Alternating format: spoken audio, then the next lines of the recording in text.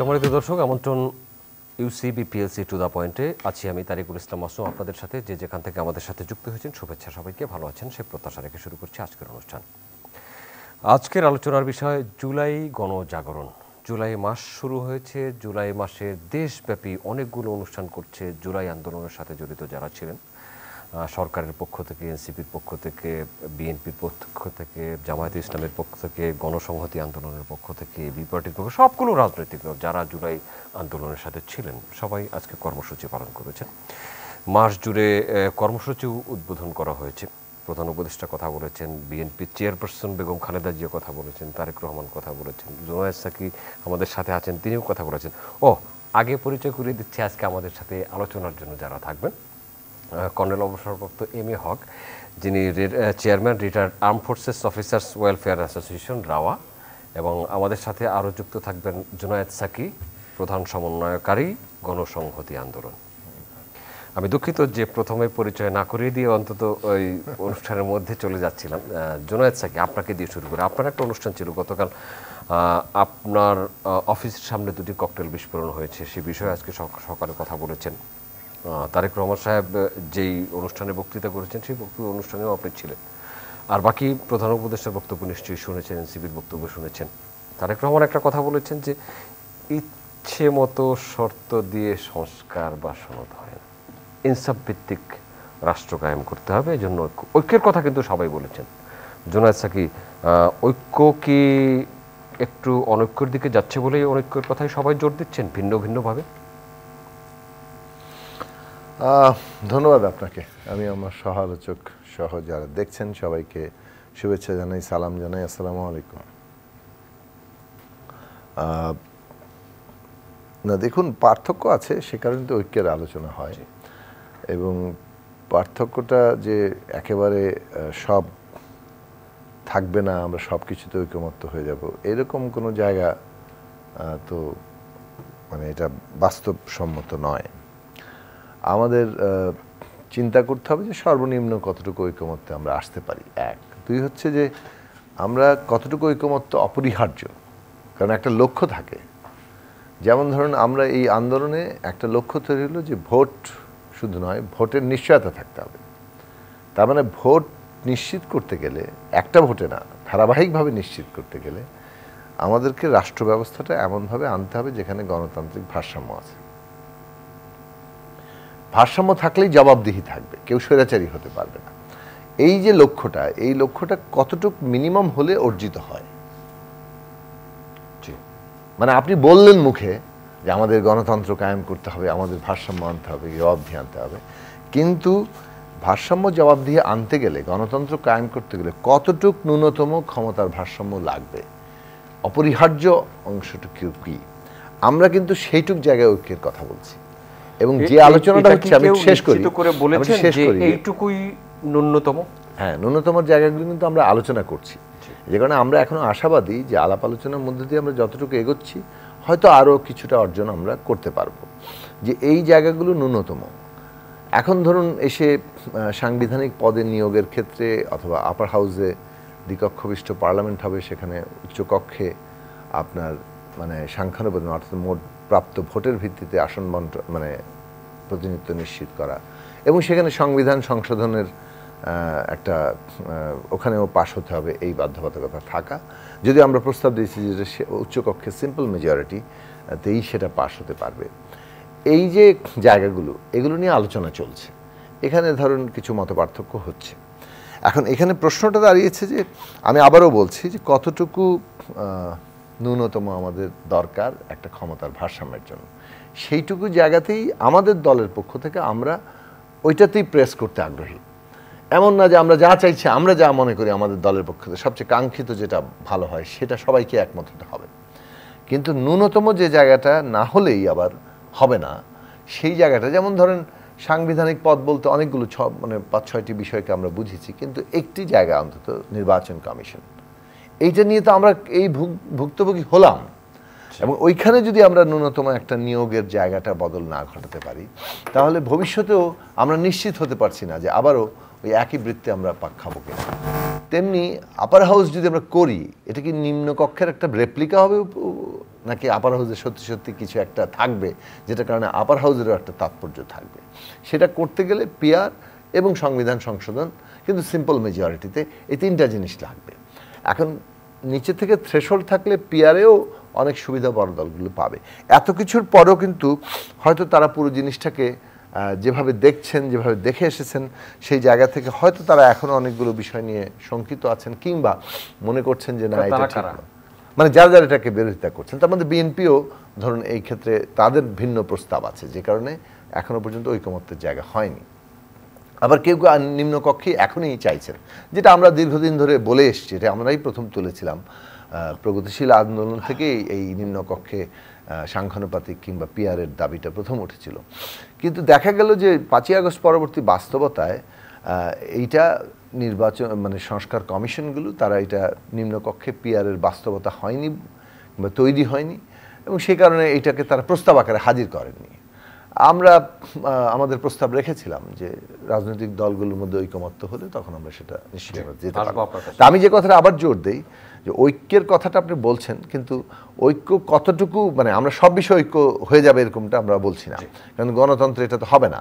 কিন্তু rules of the game ঠিক করার ক্ষেত্রে, অর্থাৎ যে নিয়মে রাজনীতিটা চলবে এবং সেই নিয়মের মধ্যে যে ক্ষমতার ভারসাম্য এবং জবাবদিহি না থাকলে নিয়মটাই ঠিক হয় না, এইটার অপরিহার্য দিকটাতে আমরা ঐক্য করার কথা বলছি।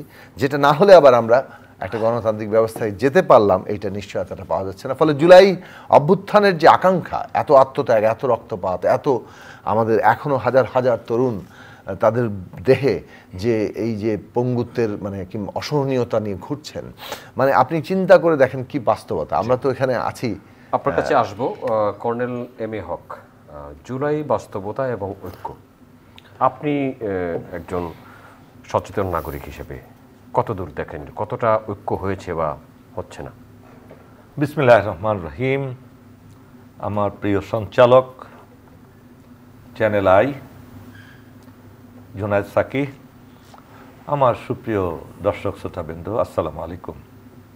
আপনি প্রথমত আজকে যে সাবজেক্ট, সেই সাবজেক্টে প্রথমে আমি একটু আসতে চাই। পাপ বাপেরে ছাড়ে না, এ কথাটা প্রচলিত সত্য, আমরা জানি। এবং প্রতিটি ঘটনা, প্রতিটি কাজ, বিশ্বের শুরু থেকে যে সকল অশুভ কাজগুলো হয়েছে, মানুষ সীমা লঙ্ঘন করেছে, মানুষ তার কর্তৃত্বকে আপনার প্রতিষ্ঠিত করতে চেয়েছে, সীমা লঙ্ঘনকারী জাতিকে, শক্তিকে রব্বুল আলামিন ধ্বংস করেছেন। এ সকল ঘটনা আমরা পবিত্র কোরআনে পড়ি, আমাদের ইঞ্জিলে পড়ি, তাওরাতে পড়ি, বিভিন্ন গ্রন্থে আমরা পড়ে থাকি।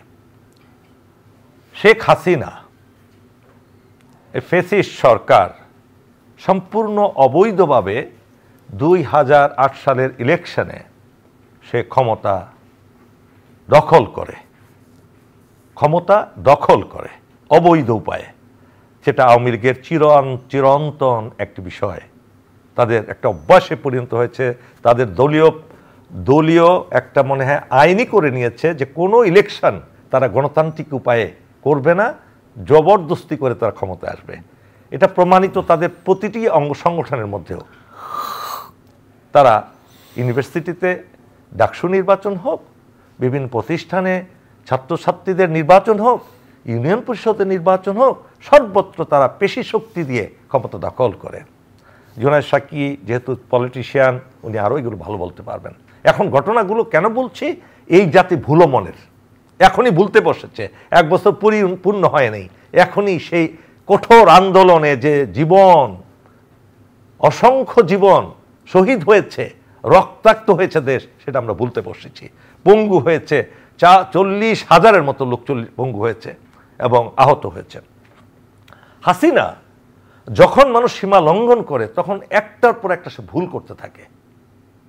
আপনি হাসিনা প্রতিবেশী দেশের প্ররোচনায় বলেন, তাদের পরিকল্পনায় বলেন, যখন 2008 সালে ইলেকশনে আসলো, সে তার অবৈধ পরিকল্পনাগুলো একটা একটা করে বাস্তবায়ন শুরু করলো। তার মধ্যে অন্যতম পরিকল্পনা ছিল যে কিয়ামত পর্যন্ত সেই দেশ শাসন করবে, শোষণ করবে, কেউ টু শব্দ উচ্চারণ করবে না। সেই জন্য কী করলো, মুক্তিযোদ্ধাদের সংখ্যা বাড়িয়ে দিল বহুগুণে। General Usmani commander in chief মুক্তিযুদ্ধের, আমি যেহেতু মিলিটারির ইতিহাস, আমি মিলিটারির একজন মানুষ হিসাবে আমি মিলিটারিটাকে একটু নিয়ে আসবো আপনার এখানে।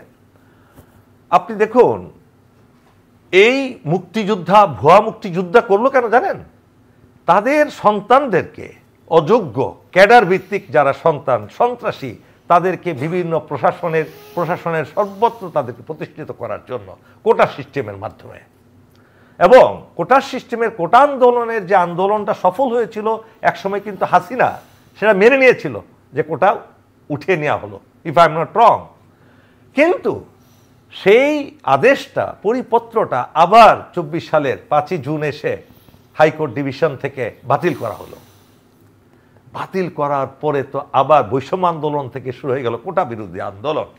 সেখানে হাসিনার দল, তার দলের প্রত্যেকটি লোক এবং প্রশাসন যন্ত্র, আপনি বলেন পুলিশ বলেন আর অন্যান্য আইন শৃঙ্খলা বাহিনী বলেন, নির্মমভাবে মানুষের উপর নিষ্ঠুরতা শুরু করলো, গুম খুন, এমন কোনো অনৈতিক কাজ নেই যেটা করছিল না।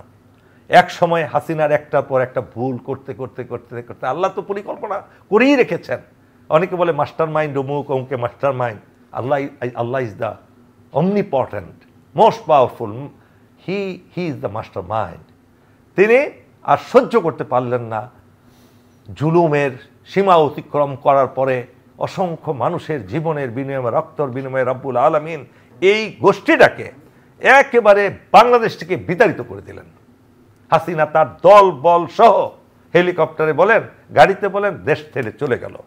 প্রিয় দর্শক শ্রোতাবৃন্দ, সেই দৃশ্যগুলো ভুলে যাবেন না। হাসিনার ফেসিস্ট সরকারের এক লোক ছাড়া বাংলাদেশের প্রতিটি মানুষ সেই আন্দোলনের সাথে জড়িত। প্রত্যেকেই দল মত বর্ণ নির্বিশেষে সবগুলো রাজনৈতিক দল ঐক্যবদ্ধ হয়েছিল। এখন কেন 5ই আগস্টের পরে কেন এরকম হচ্ছে সেটা কি জানেন? এখানেও ইন্ডিয়ার প্ল্যান এ এখন বি কাজ করছে। তাদের লোকেরা, তাদের এজেন্সিরা প্রত্যেকটি জায়গায় আছে, আপনাদের মিডিয়াতে আছে, আপনার পত্রিকার যে আছে সেখানেও আছে, ইলেকট্রনিক প্রিন্টিং সব মিডিয়াতে আছে, সব ইয়েতে আছে, আপনার প্রতিষ্ঠানগুলোতে আছে। তারা না থাকলেও তাদের এজেন্সিগুলো আছে, বাংলাদেশি এজেন্সিরা, তারা প্ল্যান বি করে সব সময় অস্থিতিশীল করার জন্য সরকারকে, এবং এই অস্থিতিশীল করার পিছনে আরেকটা ভুল করেছেন ডক্টর মোহাম্মদ ইউনূস। উনি আকাশচুম্বী উচ্চতার একজন মানুষ, এত সম্মানিত ব্যক্তিত্ব, কিন্তু তার জীবনটা এত তরতর করে একদম সিঁড়ি বেয়ে উনি উপরে উঠে গেছেন। কোনো ঘাত প্রতিঘাত ফেস করতে হয়নি ওনাকে। ফলে উনি ওই সিচুয়েশনগুলা যেহেতু ফেস করেন নাই, এই রাষ্ট্র ক্ষমতায় বসে এই রাষ্ট্রটা এমন একটা খারাপ সময়ে তিনি ক্ষমতাসীন হয়েছেন, সেই সময়ে সেটাকে সুচারুরূপে পরিচালনা করার, যেহেতু প্রশাসনিক তার জ্ঞান নাই, আমি তাকে আন্ডারমাইন করছি না, আপনার নোবেল প্রাইজ পাওয়া এক ধরনের বিষয়, আর প্রশাসন, রাষ্ট্র, বাংলাদেশের মতো রাষ্ট্র পরিচালনা করার একটা বিষয়। উনি শুরুতে একটা ভুল করেছেন। সেই ভুলটা কি? 53টা মন্ত্রণালয় পরিচালনা করার জন্য যে সুদক্ষ ব্যক্তিত্বের প্রয়োজন ছিল, অনেস্ট, ডেডিকেটেড, স্পিরিটেড যে সকল ব্যক্তিত্বের প্রয়োজন ছিল, সেটা না করে উনি ওই এনজিও পরিচালনাকারী কিছু লোককে, যাদের তেমন জ্ঞান নাই, তেমন এবং বয়সেরও একটা সমস্যা আছে, বিভিন্ন কারণে এই প্রশাসন যন্ত্রগুলো ভালোভাবে তিনি পরিচালনা করতে পারছেন না। মাত্র কয়েকজনকে দিয়ে 53টা মন্ত্রণালয়, এক একজনের কাছে 2-3টা করে মন্ত্রণালয় অর্পণ করেছেন।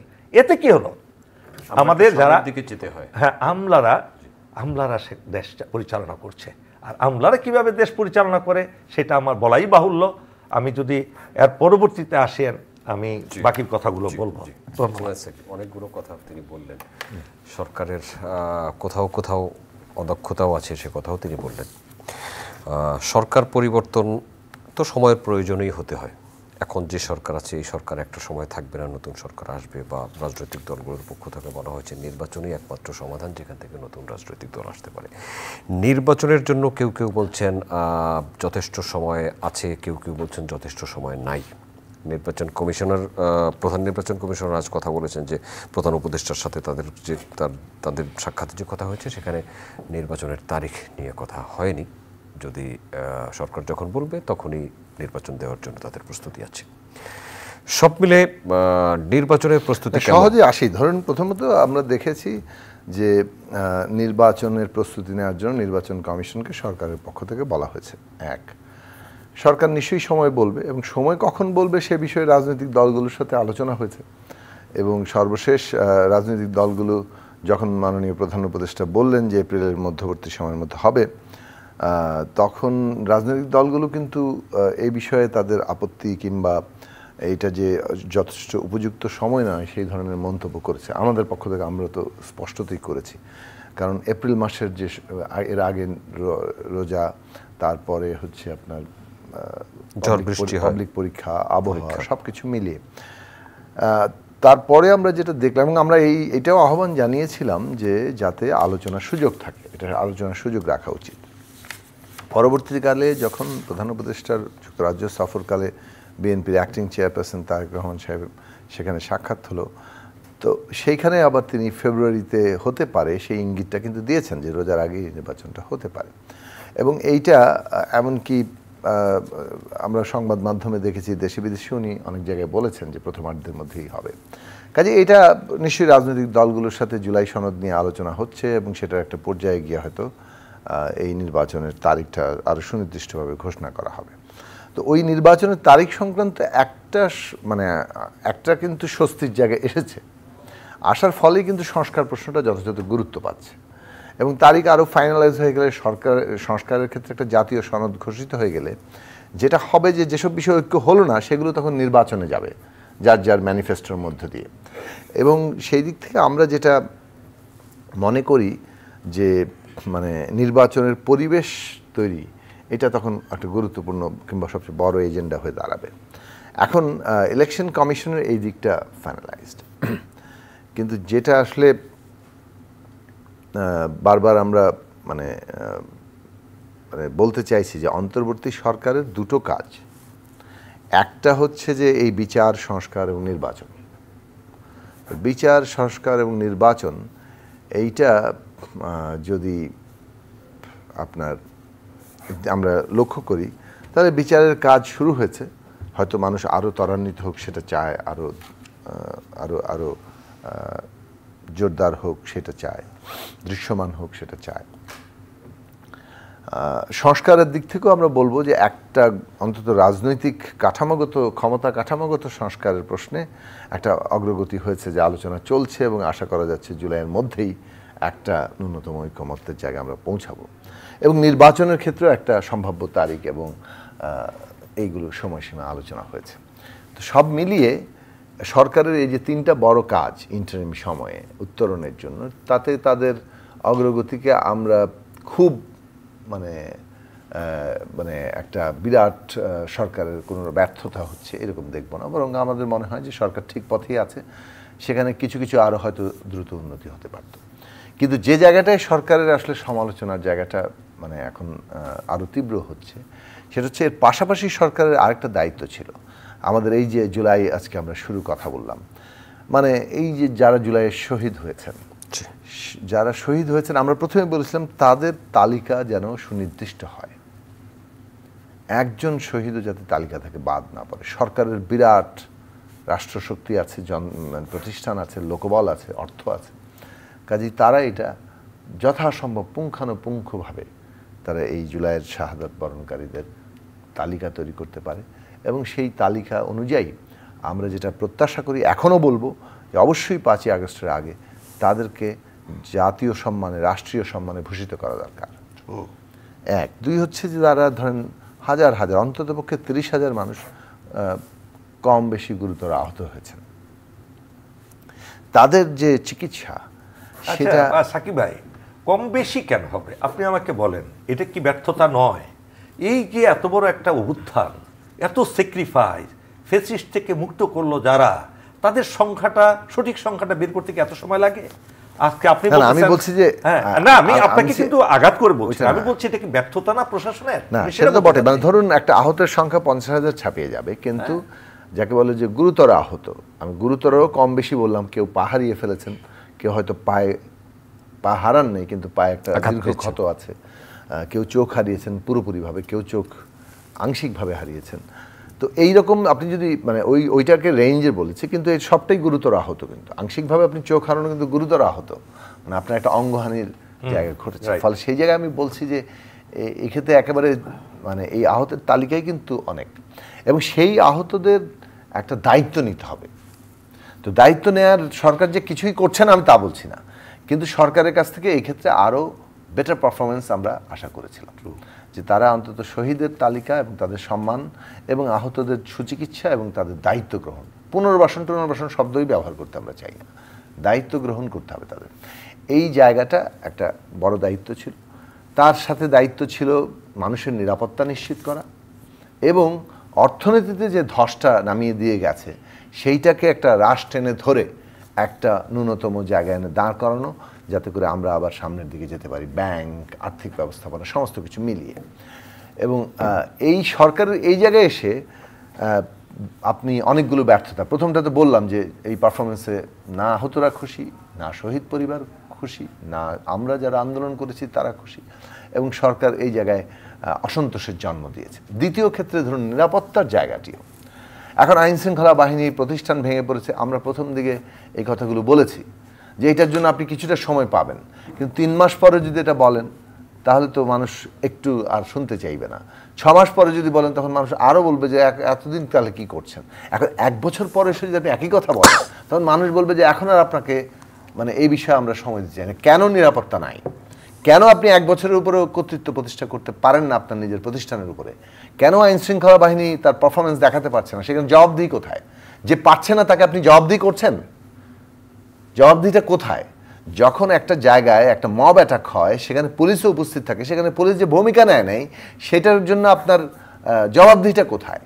তো আমরা ওই জায়গাটাই মানে দেখতে, এখন বরং উল্টো আমরা দেখছি যে মব অ্যাটাককে নানানভাবে আবার কেউ কেউ জাস্টিফাই করছেন, যে এটা একেবারে বিপজ্জনক ধারণা হবে, খুবই ভুল ধারণা হবে, বিপজ্জনক ধারণা হবে।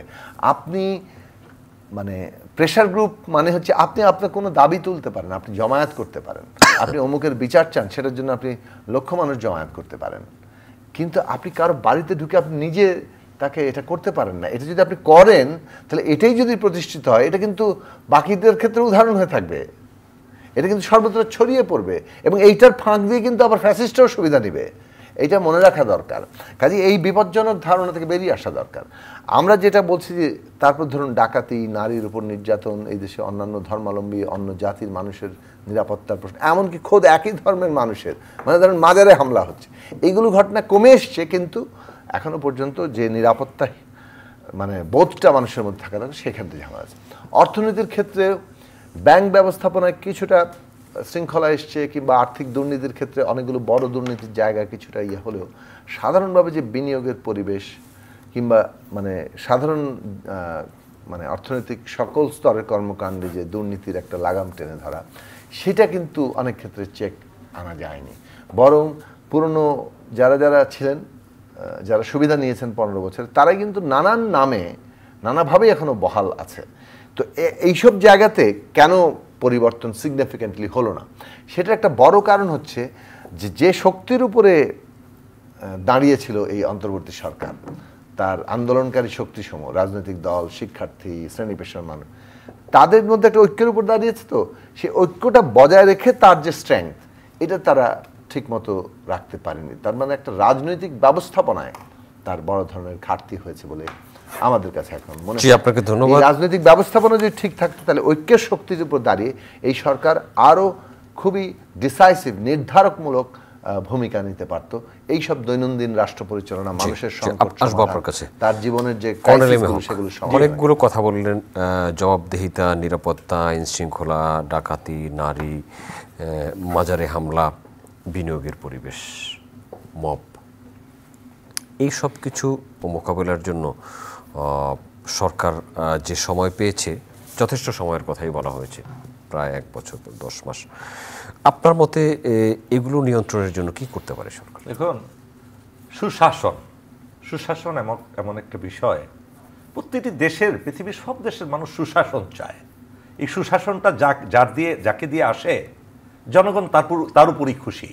সেটা গণতান্ত্রিক হোক, রাজতন্ত্র হোক, কিংবা আপনার যে কোনো উপায়ে গভর্নমেন্ট অন্তর্বর্তীকালীন সরকার হোক, মানুষ সুশাসন চায়, সাধারণ মানুষ। গণতন্ত্র বলে যদি আবার হাসিনা তো বারবার বলতো গণতান্ত্রিক উপায়ে সে সরকারে এসেছে, সুশাসন দিতে পারেনি। এখন সাকিব ভাই যে কথাগুলো বললেন যথার্থই বলেছেন। আমি বলবো, যদি ডক্টর ইউনূস 8ই আগস্ট থেকে একটি পরিকল্পিতভাবে এই দেশকে সুশাসনের মধ্যে নিয়ে আসতে পারতেন, হ্যাঁ একটা দিক ভালো হয়েছে, আর্থিক দিকটা অর্থাৎ আমাদের রিজার্ভ বেড়ে গেছে এবং আইন শৃঙ্খলা প্রশ্নই ওঠে না, সেই ফ্যাসিস্টের আমলের মতো তো নয়, কিছুটা ভালো হয়েছে, কিন্তু না সেটি যথেষ্ট নয়। নিরাপত্তাহীনতা শুধু মানুষের মধ্যে না, জনগণের মধ্যে না, গ্রামে গঞ্জে না, দেশও নিরাপত্তাহীনতায় ভুগছে। আমাদের দেশ আক্রমণ, প্রতিবেশী দেশের আক্রমণ, শত্রুর আক্রমণের দিক থেকে আমরা নিরাপত্তাহীনতায়, সেটা আমি আসছি। এখন এই সুশাসনটা ডক্টর ইউনূস পরিপূর্ণভাবে দিতে পারেননি। সেটা কিভাবে? প্রথমত যে পুলিশ, বাংলাদেশ পুলিশ, যাদের বাংলাদেশে কত হাজার থানা আছে, তাদের ফাঁড়ি আছে, এটা তো অভাব নাই। প্রায় 2.5 লক্ষ পুলিশ, গ্রাম পুলিশ, আনসার সব মিলে বিশাল সংখ্যক একটা বাহিনী। তারা কিন্তু বিগত 16 বছরে ফ্যাসিস্টের আমলে অকার্যকর হয়ে গেছে। এই সেন্সে মোরালি দে আর করাপ্টেড।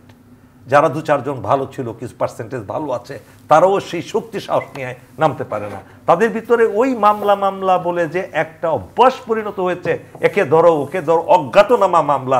আমি জানি এই শব্দটা পৃথিবীর কোথাও আছে কিনা, অজ্ঞাতনামা ব্যক্তিদের নামে। ধরেন একটা মানুষ একজনের থাপ্পড় মারলো, আমি মামলা করলাম তার নামে, এখন করলো কি পুলিশ ওইটারে আরো অজ্ঞাতনামা দিয়ে আরো 100 জনের দিয়ে দিল, 100 জন অজ্ঞাতনামা। কি করলো? সাকিব সাহেবকে ধরতে হবে, এই অজ্ঞাতনামায় ফেলে দিল, আপনাকে ধরতে হবে, ফেলে দিল। সেটা কিন্তু এখনো চলছে। আইন উপদেষ্টা এই বিষয়ে কথা বলছেন, এখনো চলছে। আইন উপদেষ্টা বলছেন, কিন্তু রুট লেভেলে পুলিশ যে কি সেটা মেনে চলছে, এটা কি খবর আছে? আমি এরকম বলতে চাই না। এরকম অসংখ্য উদাহরণ আমি জানি। আমাদের পুলিশ ভাইদের মন খারাপ করবে, মানে তারা বিরক্ত হবে আমার প্রতি, কেননা বিগত 16 বছরে এত বেশি বলেছি পুলিশের বিরুদ্ধে, সেটা ইয়াত্তা নাই। এখন যদি ডক্টর ইউনূস শুরুতেই সুশাসন দিতে পারতো, সেটা দিতে পারতেন কিভাবে? একটা পন্থা ছিল ওনার হাতে। যেহেতু পুলিশ অকার্যকর, উনি একটা প্ল্যান করতে পারতেন, মাস্টার প্ল্যান, যা আমি 6 মাসের মধ্যে 1 লক্ষ পুলিশ আমি নতুন নেব, তাদেরকে সুপ্রশিক্ষিত করব, আর্মির মাধ্যমে তাদেরকে ট্রেনিং দেওয়াবো। আমাদের কিন্তু 10টা ডিভিশন আছে, বুঝছেন? এই বিপদে আপদে প্রত্যেক সময়ে ইভেন BCS ট্রেনিং করাই আমরা, বিভিন্ন প্রতিষ্ঠানের শিক্ষা কিন্তু আমরা দিই, প্রশিক্ষণগুলো দিই। এই 10টা ডিভিশনে এবং আরও ফরমেশন মিলে আমাদের 20টা আছে। প্রত্যেকটা ফরমেশনকে, 20টা ফরমেশনকে যদি উনি দায়িত্ব দিতেন, স্বরাষ্ট্র মন্ত্রণালয় যদি দায়িত্ব দিত যে আপনারা পুলিশ প্রশিক্ষণ দেন, রিক্রুট করেন এবং প্রশিক্ষণ দিয়ে পুলিশে পাঠিয়ে দেন, এই 10 মাসে কিন্তু আমরা 2 লক্ষ পুলিশ তৈরি করতে পারতাম, যারা মোরালি গুড থাকতো। এখন যারা আছে তারা মোরালি গুড না, এটা গেছে একটা ব্যর্থতা। দ্বিতীয় ব্যর্থতাটা কি? সেনাবাহিনীকে আপনি নামিয়েছেন ম্যাজিস্ট্রেসি পাওয়ার দিয়ে। এই সেনাবাহিনী কাজ তখনই করত যদি তাদেরকে আপনি কনফিডেন্সে নিতেন। ডক্টর ইউনূস যদি সেনাবাহিনীকে কাছে টেনে নিতেন, সপ্তাহে 1 দিন গিয়ে তার অফিস করতেন, যেটা খালেদা জিয়া করেছেন, শেখ হাসিনা করেছেন। আমাদের সেনা সদরের পাশে একটা বিশাল অফিস আছে, প্রধানমন্ত্রীর জন্য ছিল আগে, এখন প্রধান উপদেষ্টার অফিস। এখানে সপ্তাহে বৃহস্পতিবার ওনারা বসতেন। ডক্টর ইউনূস যদি সেখানে গিয়ে বসতেন, অন্তত 2-3 ঘন্টা বসে চা খেতেন, গল্প করতেন সেনাপ্রধানদের সাথে, সেনা নৌ বিমানের বাহিনীদের সাথে, যে কিভাবে আপনার শান্তি শৃঙ্খলা রক্ষা করবেন, একটু উৎসাহ দিতেন, ঝাঁপিয়ে পড়তো। কেন? সামরিক বাহিনীর লোকেরা কিন্তু করাপ্টেড নয়, গুটি কয়েক অফিসার করাপশন করেছে, কয়েক ব্যক্তি করেছে। পুরো সামরিক বাহিনী তো এটা তাকে আপনার ব্যারাকের মধ্যে বন্দী, তারা করাপশনে যাবে কিভাবে? সিভিল প্রশাসনের সাথে জড়িত ছিল না। হাসিনা অবৈধভাবে কিছু প্রমোশন দিয়েছে, কিছু দুরাচার সৃষ্টি করেছে, মানুষ মারার জন্য, হত্যা করার জন্য র্যাবে নিয়ে গেছে, যারা অযোগ্য লোক তাদেরকে পদোন্নতি দিয়েছে, প্যারালাল একটা কমান্ড তৈরি করে। তার মানে আর্মি কিন্তু খারাপ না। এই আর্মিকে ডক্টর ইউনূস পরিপূর্ণভাবে কাজে লাগাতে শতভাগ ব্যর্থ হয়েছেন। আমি কিন্তু সামরিক বিশ্লেষক হিসেবে, রাজনৈতিক বিশ্লেষক হিসেবে কথাগুলো বলছি, হয়তো সাকিব ভাই আরো গভীরভাবে চিন্তা করে আমার কথাগুলো উপলব্ধি করতে চেষ্টা করবেন। এই যে ব্যর্থতা, ডক্টর ইউনূস যদি সেই সময় 8 তারিখে 3 বাহিনী প্রধানকে নিয়ে বসতেন সর্বপ্রথম, কেননা এটা অন্তর্বর্তীকালীন সরকার, এটা কিন্তু গণতান্ত্রিক সরকার নয়, ওনাকে ডিপেন্ড করতে হবে সামরিক বাহিনীর উপরে। উনি পলিটিক্যাল পার্টি সাকিব ভাইদের উপর নির্ভর করলে চলবে না। সাকিব ভাইদের সাথে ঘন্টার পর ঘন্টা ওনারা মিটিং করতেছেন ঐক্যের জন্য, ঐক্য তো হবেই না, কখনো না। এই ওনাদেরকে পলিটিক্যাল পার্টিগুলোকে উনি কবজা করতে পারবেন না, ওনার অনুগত করতে পারবেন না, কিন্তু সেনাবাহিনী কিন্তু অনুগত করতে পারবেন। সেটা কি ভালো ব্যবহারের মাধ্যমে। জানেন সেনাবাহিনীর প্রতি কি বৈষম্য হয়েছে বিগত সরকারের আমলে, আপনারা জানেন না। এই আমলারা সেনাবাহিনীর অফিসারদের ওয়ারেন্ট অফ প্রেসিডেন্স অনেক নিচে নামিয়ে দিয়েছে। ব্রিগেডিয়ার, কর্নেল, এদেরকে আগে যে ধাপে ছিলাম তাদেরকে নামিয়ে দিয়েছে। এই যে এই ফাইলটা ডক্টর ইউনূসের কাছে পাঠানো হয়েছিল, সব ফাইল আমলা ফেলে রাখে, সব ফাইল এই পর্যন্ত যতগুলো চিঠি গেছে সামরিক বাহিনীর পক্ষ থেকে একটা চিঠির উত্তর আসে নাই। এই যে ধরেন আপনি আমার কাছে, আপনার বস আপনি চাকরি করেন আমার আন্ডারে, আপনি যদি আপনার চাহিদাগুলো আমার কাছে দেন, আমি যদি মাসের পর মাস সেটা ফেলে রাখি। থাকুন আমাদের সাথে, চ্যানেল আইয়ের অনলাইন প্ল্যাটফর্ম ফেসবুক এবং ইউটিউব চ্যানেলে আমরা আছি আপনাদের সাথে। জি, আপনি যদি আমার ফাইলগুলো, আমি যদি আপনার ফাইলগুলো ফেলে রাখি, উত্তর দিই না, আপনি কি আমার প্রতি অনুগত থাকবেন? সেটাই হয়েছে এখানে। সাকিব ভাইরা পলিটিশিয়ান, এই জিনিসগুলো আপনারা গভীরভাবে উপলব্ধি করতে হবে। সাকিব ভাই যদিও আপনি বাম ধারার রাজনীতি করেন, বাম ধারার রাজনীতিকদের, আমি গণমানুষের রাজনীতি, গণমানুষের, গুড, দ্যাটস গুড, আই মানে অ্যাডমায়ার ইউর ওয়ার্ড, যে আজকে বাম ধারার রাজনীতিতে যারা যুক্ত তারা দুইটা জিনিস অপছন্দ করে বাংলাদেশে। একটা হলো ইসলাম ধর্ম, ইসলাম ধর্মের ট্রু সেন্সে তারা এটাকে অপছন্দ করে, বলে ব্যাকডেটেড, মধ্যযুগীয়, এই জন্য এই সমস্ত জিনিসগুলো বলে। অথচ তাদের কাছে কিন্তু হিন্দু ধর্ম ভালো, খ্রিস্টান ধর্ম ভালো। কেন জানেন? এটা কিন্তু ঠিক না। আমি বলছি, আমি তো ভাই বামপন্থী রাজনীতি আমি গভীরভাবে জানি সাকিব ভাই। আমি আপনাকে বলি, আমি তো আমার বন্ধুরা তো অনেকেই ছাত্র ইউনিয়ন, ছাত্রলীগ, ছাত্র মৈত্রী ঘনিষ্ঠভাবে আমরা মিশেছি শিক্ষা জীবনে। আমি দেখেছি কি শিক্ষা তাদের, আমি রাজনীতিবিদদের সাথে মিশেছি, আমি দেখেছি। আপনাকে বলছি না সাকিব ভাই, আপনি এক্সেপশনালকে এক্সাম্পল হিসাবে নেবেন না। আপনি বলেন, আমি আপনার কাছে তর্কে যাব না সাকিব ভাই।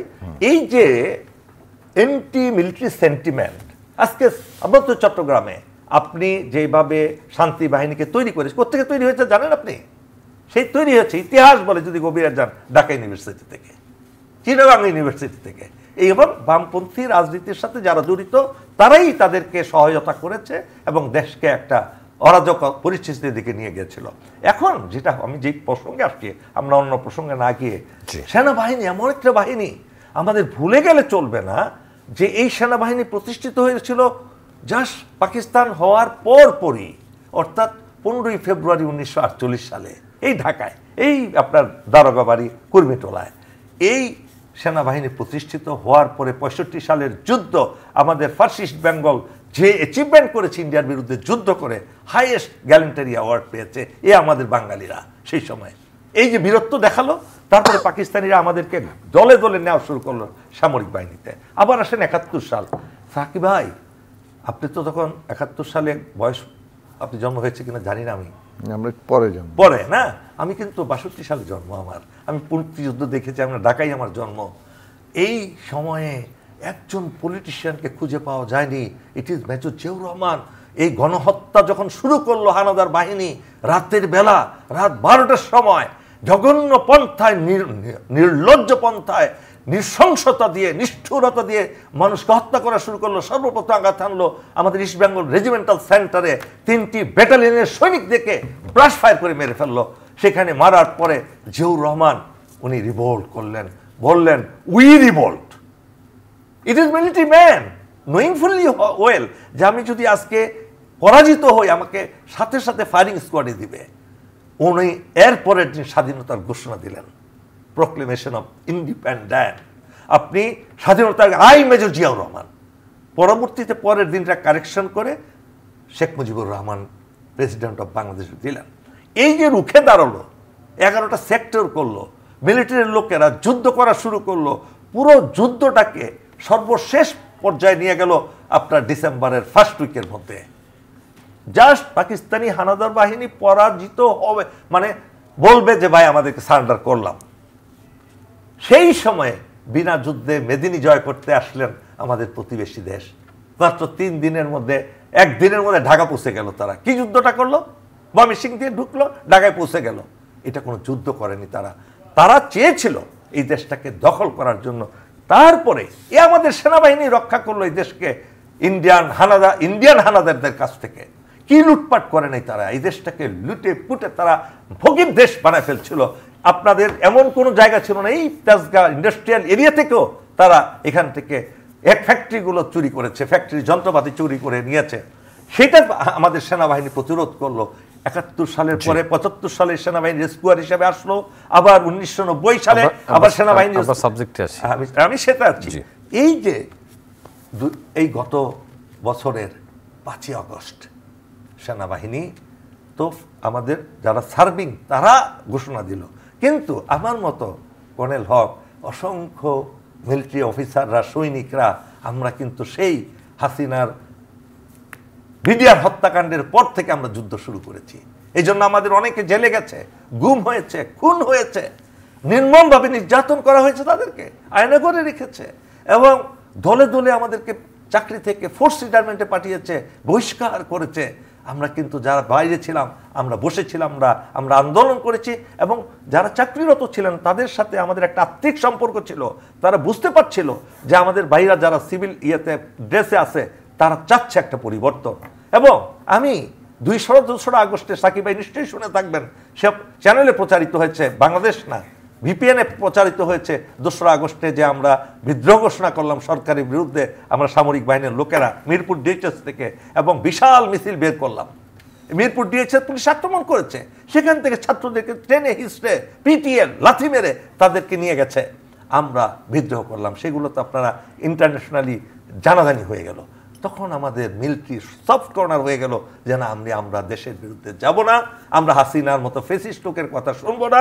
তারপরে এই অগাস্ট বিপ্লব সফলতা লাভ করলো যখন জেনারেল ওয়াকুরুজ্জামান 3 বাহিনী প্রধান সহ সকল রাজনীতিবিদদের নিয়ে ঘোষণা দিলেন হাসিনাকে হাসিনার পতনের জন্য।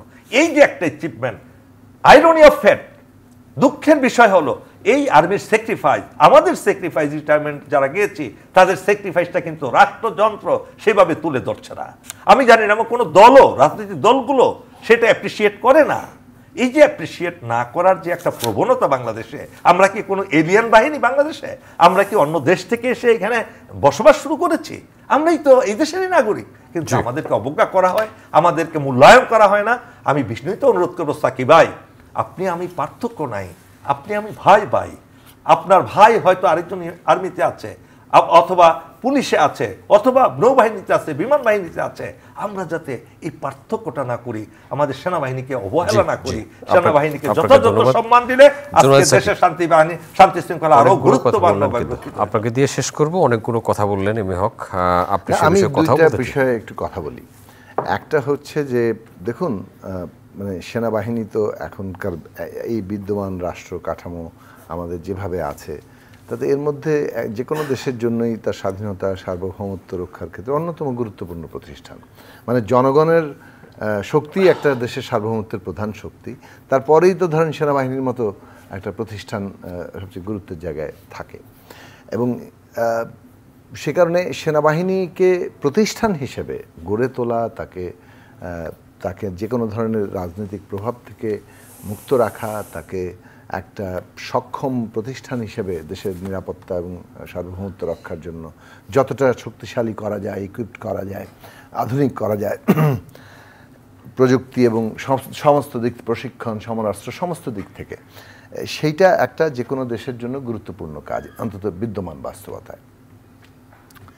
এমনকি সেনাবাহিনীর, আমরা তো সেনাবাহিনীকে মানে একটা গণপ্রতিরক্ষার জায়গা থেকে যেটা যদি আমরা দেখি, তাহলে জনগণের সাথে সেনাবাহিনীর সম্পর্কের জায়গাটা যাতে অত্যন্ত একটা মানে এমন একটা সম্পর্ক যে তৈরি হয় যাতে জনগণের সাথে তার মিত্রতার জায়গাটাই প্রতিষ্ঠিত হয়। কিন্তু সেনাবাহিনী আর সেনা শাসন কিন্তু এক জিনিস না। সেনাবাহিনীকে ব্যবহার করে হয়তো একজন সেনাপতি শাসন করেন, কিন্তু তিনি কিন্তু আসলে এই সেনা শাসনের আমরা বিরোধিতা করি। গণতান্ত্রিক রাজনৈতিক কর্মী মাত্রই দেশে একটা গণতান্ত্রিক রাজনৈতিক ব্যবস্থা চাইবে। সেনাবাহিনীর কেউ যদি রাজনীতি করতে চান, উনি এখন রিটায়ার করেছেন, উনি এখন রাজনৈতিক দলে যোগ দিতে পারেন, নিজের দল খুলতে পারেন, দল তৈরি করতে পারেন, অথবা কোনো দলে যোগ দিতে পারেন, নির্বাচন করতে পারেন। কিন্তু যে কোনো সেনা শাসন তো জনগণের সম্মতি ছাড়া একটা শাসন। ঠিক যেমন শেখ হাসিনাকে আপনি বিরোধিতা করছেন, সে জনগণের সম্মতি ছাড়া এই গত 10 বছর ধরে অন্তত পক্ষে, যদি আমি 8 সালের ওটাকে আপনি দখল বলেছেন, কিন্তু এটাকে যদি আমি তারপর কিছুটা হলেও ছাড় দিই, 14, 18, 24 তো একেবারে টোটালি একটা যাকে বলে যে এইরকম তামাশা তো এই দেশের ইতিহাসে খুব কম দেখা গেছে।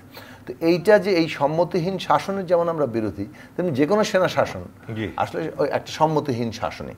ফলে সেই দিক থেকে সেনা শাসনের বিরোধিতা করা কিন্তু সেনাবাহিনীর বিরোধিতা করা নয়। এই পার্থক্য রেখাটা আমাদের পরিষ্কারভাবে রাখা দরকার।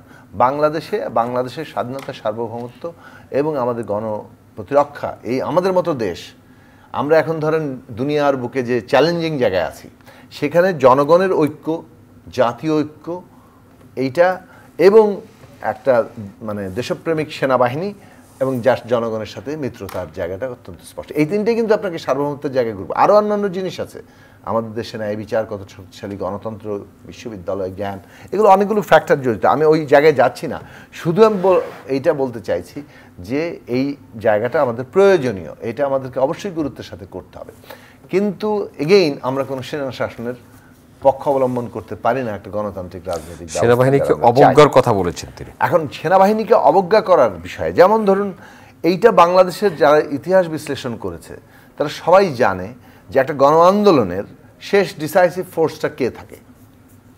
রাষ্ট্র তো একটা রাষ্ট্র আলাদা কেন, রাষ্ট্র তার একটা বল প্রয়োগের ক্ষমতা অর্জন করে, সে সম্মতির ভিত্তিতে জনগণ সম্মতি দেয় যে তুমি বল প্রয়োগ করতে পারবা, এবং সেই বল প্রয়োগের সবচেয়ে কি বলে যে শক্তিশালী বল প্রয়োগ। এখন রাষ্ট্র যখন অভ্যন্তরীণভাবে বিপদে পড়ে, বহিঃশত্রু দ্বারা আক্রান্ত হলেও সেনাবাহিনীকে ডাকে, অভ্যন্তরীণভাবে বিপদে পড়লে শেষ পর্যন্ত কিন্তু সেনাবাহিনীকেই ডাকে। সেনাবাহিনী সেখানে ডিসাইড করে যখন যে না, আমরা জনগণের বিরুদ্ধে যাব না, তখন সেই সরকারের পতন ঘটে। এটা হিস্টোরিক্যালি আপনি যদি এটা 1969 দেখেন, 1990 দেখেন এবং 2024, 3 ক্ষেত্রেই সেনাবাহিনী ডিসাইড করেছে যে আপনাকে বিদায় নিতে হবে।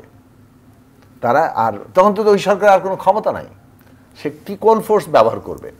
তো এখন এই যে বাংলাদেশের 24-এর ক্ষেত্রে এসে যেভাবে আমাদের সন্তানদের হত্যা করা শুরু হলো, এই হত্যার বিরুদ্ধে কিন্তু 14 তারিখের পরে কিন্তু মানুষ খেপে গেছে। তারপরে যখন 15 তারিখে বিপুলভাবে ছাত্রদের উপরে এই ছাত্রলীগের গুন্ডা বাহিনীর আক্রমণ, হাসপাতালে গিয়ে আক্রমণ, 16 তারিখে আবু সাইদের, ওয়াসিমের এইভাবে আত্মদান, এবং সেই গুলি বুকে নিয়ে যখন যে সাহসটা সঞ্চারিত করে দিল, তারপর 18 তারিখে গভর্নমেন্ট নাই হয়ে গেছে।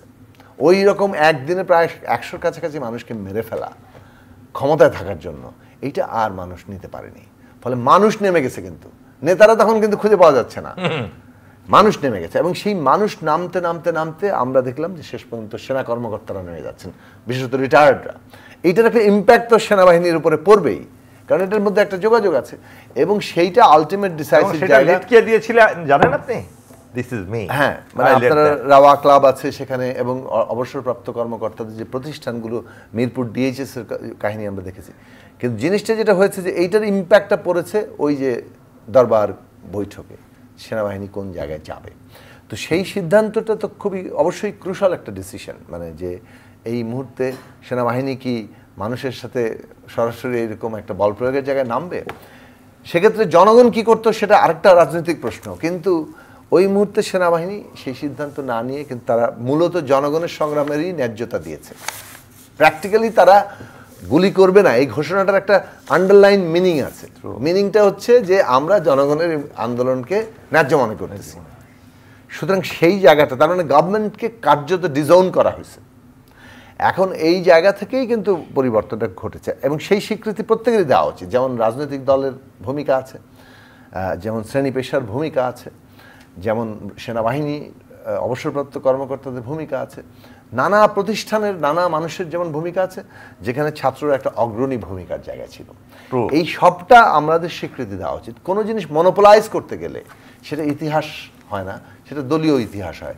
এবং ওইটা শেখ হাসিনাগিরি, ওটা মানে আমরা একটা হাসিনাগিরি কিন্তু দেখেছি। হাসিনাগিরি মানে হচ্ছে একটা কতগুলো বৈশিষ্ট্য যেটা শেখ হাসিনা করে গেছেন, যে ইতিহাসের দখল করো, সমস্ত কিছু এক বয়ানে চলবে, তার হুকুম অনুযায়ী চলবে, তিনি যেরকম মানুষ চান, তিনি যেটাকে ঠিক মনে করেন ওইটাই চলবে। ওর বিরোধিতা মানেই হচ্ছে মানে এটা হয় রাজাকার, না হয় পাকিস্তানবন্দি, না হয় এইটা সেটা। এই হাসিনাগিরি থেকে আমাদের বের হতে হবে, এটা 1 নম্বর। উনি যেটা বলেছেন, দেখুন আমরা মৌলানা ভাসানীর ধারায় একটা গণমানুষের রাজনৈতিক দল গড়ে তোলার চেষ্টা করছি। বামপন্থীরা নিশ্চয়ই ওনার প্রশ্নের জবাব দেবেন, কিন্তু আমরা যেটা, আমি সত্যের খাতিরে এই কথাটা বলতে হবে, বামপন্থী রাজনৈতিক দলগুলো ধর্মবিরোধী নয়, কিন্তু তাদের মানে কোনো ব্যক্তি বিশেষ ধর্ম বিশ্বাসী হতে পারেন, আবার ধর্মবিশ্বাসী নাও হতে পারেন। দেশে যে ধর্মবিশ্বাসী মানে মানুষের সংখ্যা নিশ্চয়ই অধিকাংশ মানুষ, আবার কিন্তু ধর্মে অবিশ্বাসী মানুষ যে একেবারে নাই তা না, কিন্তু এইটা সারা পৃথিবীময় আছে, সব যুগেই ছিল। কিন্তু প্রশ্ন হচ্ছে যে এই বামপন্থী দলরা অ্যাজ সাচ ধর্মবিরোধী, এই জায়গাটা মানে সত্য নয়। বামপন্থী দলগুলো বিশেষ ধর্মকেন্দ্রিক রাজনীতির সাথে তাদের একটা দ্বন্দ্ব তৈরি হয়েছে। তারা মনে করেন ধর্মকেন্দ্রিক রাজনীতি করতে গেলে অন্যান্য ধর্মাবলম্বীর মানুষরা তারা দ্বিতীয় শ্রেণীর নাগরিক পরিণত হন। রাষ্ট্র যদি ধর্মভিত্তিক হয়ে ওঠে তাহলে অন্য ধর্মের মানুষরা দ্বিতীয় শ্রেণীর নাগরিকে পরিণত। এখন ধরেন আপনি এখানে মুসলিম সংখ্যাগরিষ্ঠ, আপনি চাইবেন এটা একটা ইসলামিক দেশ হলে আপনার অসুবিধা কি? কিন্তু আপনি তো সংখ্যাগরিষ্ঠ হিসেবে এমনিতেই প্রিভিলেজড। আপনার বরং ইমানি দায়িত্ব হচ্ছে যে যারা সংখ্যায় কম তারা যে কোনোদিনই নিরাপত্তাহীনতায় না ভোগে। আমি লাস্ট বাক্য বলি, ধরেন উল্টো দিক থেকে আপনি তাকান, ভারতে যখন মুসলিমরা সংখ্যালঘিষ্ঠ, ওইখানে যদি একটা বিজেপি যখন হিন্দুত্ববাদী রাষ্ট্র বানাতে চায়, সেখানকার মুসলিম সম্প্রদায় কিংবা অন্যান্য ধর্মীয় যারা সংখ্যায় কম, অন্যান্য জাতির মানুষ, তারা কিন্তু সব আতঙ্কে থাকে এবং তারা সেটা বিরোধিতা করে। কাজে ওই জায়গাটায় আমাদের ন্যায্য জায়গাটা হচ্ছে রাষ্ট্রের ইনসাফ কায়েম করা। রাষ্ট্র যখন ধর্মের প্রকৃত বাণী বোঝে, সে তখন রিয়েল মানে অর্থাৎ যে রাষ্ট্রটা ধর্মের যে জাগতিক বাণী যে তুমি সাম্য ইনসাফ প্রতিষ্ঠা করো, ইনসাফ প্রতিষ্ঠা যে রাষ্ট্র করতে পারে তার নিজের আলাদা করে ধর্মীয় পরিচয় নিতে হয় না। কিন্তু যে রাষ্ট্র ইনসাফ প্রতিষ্ঠা করতে পারে না, তার নিজের এই অভাবটাকে ধর্মীয় আলখেল্লা দিয়ে পূরণ করে, যেটা আমাদের দেশের জেনারেল এরশাদ করেছিলেন। তিনি এমন কোনো মস্ত বড় ইনসাফের কায়েম করতে যান নাই। তিনি কি ধর্ম প্রতিষ্ঠা করেছেন আমরা সবাই দেখেছি, কিন্তু উনি যে পুরোপুরি রাজনীতির প্রয়োজনে এটা করেছিলেন এবং তখন যে এই সমস্ত রাজনৈতিক দলগুলো বিরোধিতা করেছিল, আজকে যারা পরবর্তীকালে দেশ চালিয়েছে, সেটা খুব বাস্তব সত্য ব্যাপার। কারণ ওইটা উনি রাজনৈতিক উদ্দেশ্যে করেছিলেন, ধর্ম পালনের উদ্দেশ্য নয়। এইটাকে চিহ্নিত করা মানে কিন্তু ধর্মবিরোধিতা নয়। এই জায়গাটা আমার মনে হয় যে পার্থক্য রেখাটা আপনি সবিনয়ে গ্রহণ করবেন। জুনায়েদ সাকি, আপনাকে ধন্যবাদ। কর্নেল অবসরপ্রাপ্ত এমএ হক, আপনাকে অসংখ্য ধন্যবাদ। আমি একটু কথা বলা বাকি ছিল তো। জি বলুন। আমি জুনায়েদ সাকির সাথে একমত। একটা হলো ধর্ম পালন করা, আর একটা এটাকে অন্য উদ্দেশ্যে ব্যবহার করা, আকাশ পাতাল তফাৎ। আরেকটা জিনিস বলতে চাই স্পষ্টভাবে, ইসলাম ইজ নট এ রিলিজিয়ান। এটা যদি কেউ বলে সেটা ভুল বলবে। যিনি ইসলাম তৈরি করেছেন, যে সৃষ্টিকর্তা, উনি বলেছেন it's not religion, it's a way of life. এটা হলো জীবন বিধান। ইন্না দীনা ইনদাল্লাহিল ইসলাম, যে ইসলাম একটা জীবন বিধান মানুষের জন্য, এবং নিশ্চয়ই একমাত্র জীবন বিধান। এই জিনিসটা আমি সাকি ভাইকে পড়াশোনা করে এই জিনিসটা বোঝার জন্য অনুরোধ করব। নেক্সট হলো এই যে অবজ্ঞা, আমি খুব সঠিকভাবেই জনাব সাকি এটা উপলব্ধি করতে পেরেছেন। একটা ছোট্ট উদাহরণ দিই, আমরা 11,000 রিটায়ার্ড অফিসার্স, আমরা শেষ করব না এখানে শেষ, এই 11,000-এর সিভিলিয়ান কিন্তু আমরা, আমাদের একটা সংগঠন আছে রাওয়া। এই রাওয়া আমি বিনীত অনুরোধ করব, ডক্টর রিয়াজ ভাই এখনো সময় আছে, আমাদের মতামত নেন, আমাদের কথা শোনেন, আপনার লাভ হবে, দেশেরও লাভ হবে। ধন্যবাদ। ধন্যবাদ এমএ হক। সম্মানিত দর্শক, এতক্ষণ আমাদের সাথে থাকার জন্য কৃতজ্ঞতা। আগামী অনুষ্ঠান দেখার আমন্ত্রণ রইল। দেখা হতে পারে সে অনুষ্ঠানে। ভালো থাকবেন সবাই। আপনাদের সবার জন্য অনেক অনেক শুভকামনা।